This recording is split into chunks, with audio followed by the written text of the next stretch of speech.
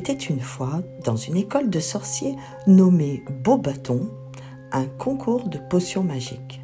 Chaque élève devait inventer une potion originale et utile et la présenter devant le jury. Le jury est composé de 3 professeurs renommés. Le professeur Flamel, expert en alchimie. Le professeur Nostradamus, spécialiste en divination. Et le professeur Merlin, maître en magie ancienne. Le gagnant recevrait un prix très spécial, un voyage dans le monde des fées accompagné d'un guide féerique qui lui ferait découvrir les merveilles de ce royaume enchanté. Les élèves se mirent au travail avec beaucoup d'enthousiasme.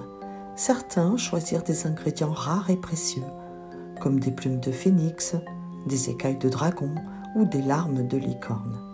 Ils espéraient impressionner le jury avec des effets spectaculaires et puissants. D'autres préférèrent des éléments plus simples et plus communs, comme des fleurs, des fruits ou des épices. Ils misaient sur l'originalité et la créativité de leurs potions. Le jour du concours arriva enfin. Les élèves se succédèrent sur l'estrade pour présenter leurs potions. Il y avait de tout.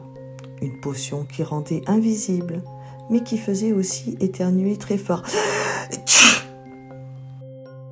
Une potion qui faisait parler les animaux, mais qui les rendait aussi très bavards.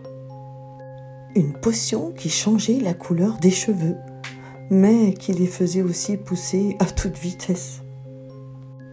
Une potion qui donnait des ailes, mais qui les faisait aussi perdre le sens de l'équilibre. Une potion qui faisait rire aux éclats, mais qui les empêchait aussi de s'arrêter. Et même une potion qui transformait les gens en grenouilles, mais qui leur donnait aussi un appétit vorace pour les mouches. Le jury eut du mal à choisir le gagnant. Toutes les potions étaient très créatives et très amusantes. Mais il fallait bien se décider. Après une longue délibération, le jury annonça le nom du gagnant. C'était Ludivine, une petite sorcière qui avait inventé une potion qui permettait de voyager dans les rêves. Sa potion était composée d'eau de source, de miel, de lavande et d'une pincée de poussière d'étoiles. Elle avait un goût sucré et une couleur bleue. Elle permettait à celui qui la buvait de s'endormir paisiblement et de contrôler ses rêves. Il pouvait ainsi vivre toutes sortes d'aventures fantastiques dans son sommeil.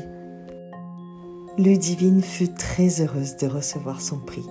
Elle remercia le jury et ses camarades, puis elle prit son balai et s'envola vers le monde des fées. Elle espérait y vivre des aventures merveilleuses et magiques.